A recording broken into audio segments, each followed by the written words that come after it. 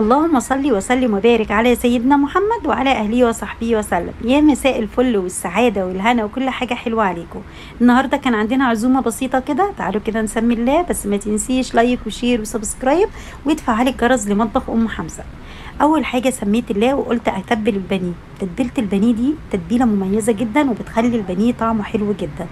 فجبت بصلايه وطماطمايه ضربتهم في الكبه وحطيت عليهم البهار من كل حاجه، معلقه فلفل اسمر، كمون، حبهان، مستكه، ورق لوري مطحون، مرق الدجاج، السبع بهارات، وكمان حطيت بهارات فراخ، وحطيت ليمون وحطيت خل، وغسلت الفراخ كويس ونزلت بيها على التتبيله.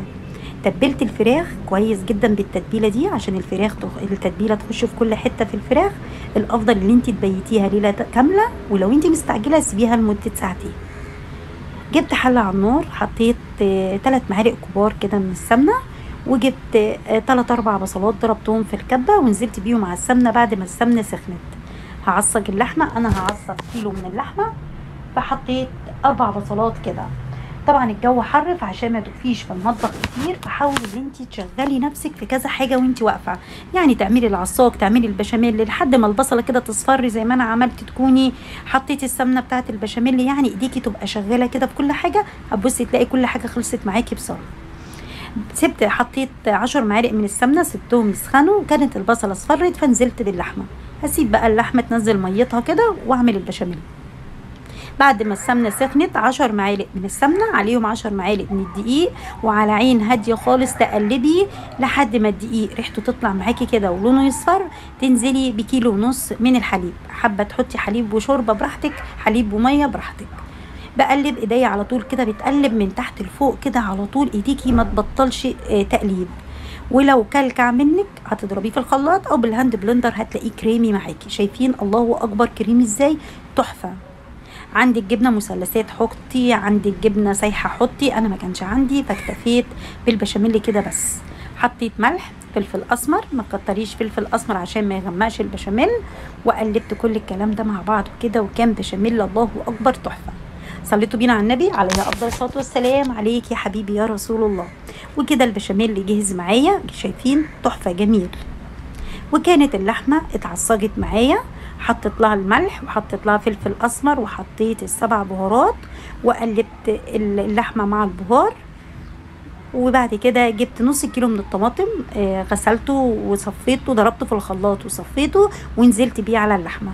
العصاج لما بيبقى عليه طماطم بيخلي المكرونه البشاميل كده طعمها مسكر وحلو. صليتوا بينا على النبي عليه افضل الصلاه والسلام. عليك يا حبيبي يا رسول الله. اسيبها بقى كده تتسبك، وحطيت حله على النار وحطيت ميه، معلقه من الملح ومعلقه من الزيت، واول ما الميه غليت نزلت بالمكرونه الاقلام. بقلب المكرونه واسيبها تستوي 80%، ما تسويهاش سوا كامل. وكده اللهم بارك، بعد ما استوت معايا 80% صفيتها وشطفتها كده بالميه وحطيتها في الحله. صليتوا بينا على النبي عليه افضل الصلاه والسلام. عليك يا حبيبي يا رسول الله. كبشتين من البشاميل بحطهم على المكرونه. طبعا البشاميل لما بتحطيه على المكرونه بيخلي خرطه المكرونه كده تطلع معاكي الخرطه بخرطتها، حتى لو انتي قطعتي المكرونه وهي لسه سخنه. جبت القارب، بدهن الاطراف بتاعته بالسمنه، وبحط كبشتين كده من البشاميل بفرشهم في القاع بتاع الصينيه، وبعد كده بحط المكرونه. القارب ده بياخد كيس وربع من المكرونه، وممكن ياخد ربع كيلو من اللحمه المفرومه ونص كيلو حسب امكانياتك وحسب ظروفك. ما تكتريش المكرونه علشان خرطه المكرونه ما تبقاش مكبوسه كده وتبقى تقيله، تبقى الخرطه خفيفه. لما بتبقى المكرونه خفيفه كده ما تكتريش، يعني المكرونه الرق بتاع المكرونه ما تكتروش. بعد كده نزلت باللحمه المفرومه بوزعها كده. طبعا الطماطم اللي حطيناها على العصاج بتخليها طعمها حلو جدا زي ما قلت لك. بعد كده بحط كبشتين من البشاميل وبنزل ببقيه المكرونه. صليتوا بينا على النبي عليه افضل الصلاه والسلام. عليك يا حبيبي يا رسول الله. بوزع المكرونه كده، وبعد كده حطيت البشاميل على الوش وبظبط البشاميل. انا ما بحطش بيض ولا اي حاجه، حابه تحطي جبنه براحتك، بس بحس ان الجبنه بتغير طعم المكرونه. بدخلها الفرن على الرف الوسطاني لمده كده نص ساعه، وبعد كده اولع لها الشوايه. عملت لهم سمبوسك وعملت لهم كمان سبرينج رول. الجو الحر ده عايز اكل كده خفيف، مش عايز صلصات ولا عايز الكلام ده خالص. فعملت لهم سمبوسك، حشيتها جبنه، حابه تحشيها اي حشوه براحتك. انا حشيتها جبنه فيتا وحشيتها كمان جبنه موتزاريلا، بيبقى طعمها حلو وزيتون. بفردها كده وبحط الجبن وبلفها عكس عكاس عكس عكاس لحد ما تخلصي. حطي كده الجبنه وتحطي الجبنه الموتزاريلا، حطي زيتون وتلفي عكس عكاس كده. سهله جدا جدا. صليتوا بينا على النبي عليه افضل الصلاه والسلام. عليك يا حبيبي يا رسول الله. السبرينج رول انا حشيته لحمه مفرومه، حابه تحشيه شاورمه فراخ، اي بواقي عندك في التلاجة مش هيقول لا، بس الصراحه طعمه حلو جدا بعد ما استوى. بحط برضو الجبنه وبدخل الاطراف كده لجوه وبلفه رول، بيتلف معاكي بسهوله جدا. شايفين؟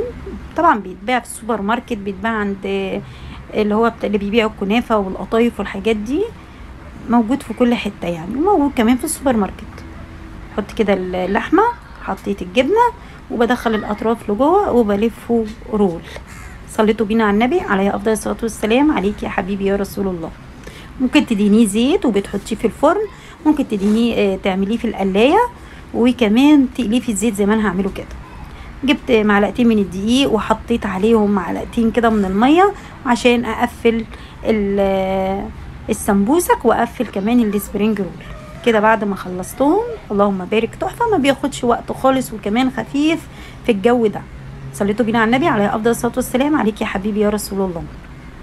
جبت بقى طبق كبير وحطيت فيه بقسماط. لما تيجي تعملي الفراخ هاتي كده طبق يكون كبير علشان الدقيق والبقسماط ما يقعش على الرخامه وتبهدلي الدنيا حواليكي. حطيت معلقتين من النشا وحطيت البقسماط. النشا طبعا بيخلي البانيه ما يشربش زيت وكمان بيخليه مقرمش.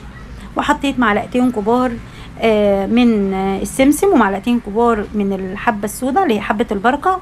حابه تستغني عنهم مفيش مشكله، بس بيخلي البانيه طعمه حلو جدا.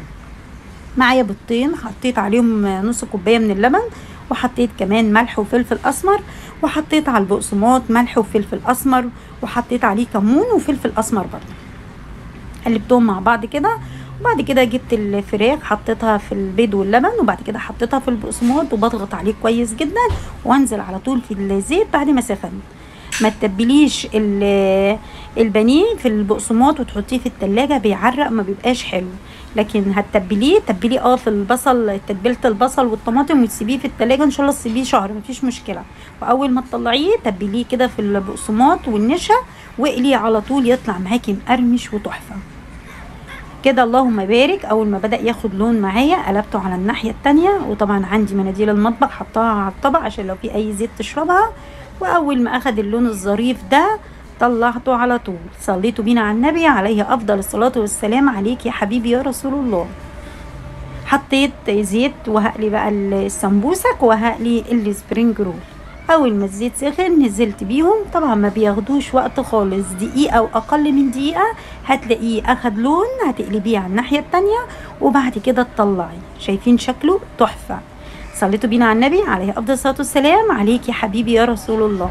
وكده الاكل بتاعنا خلص. اللهم بارك. شايفين شكله شهي ازاي؟ هو ده الكلام، هو ده الحلاوه.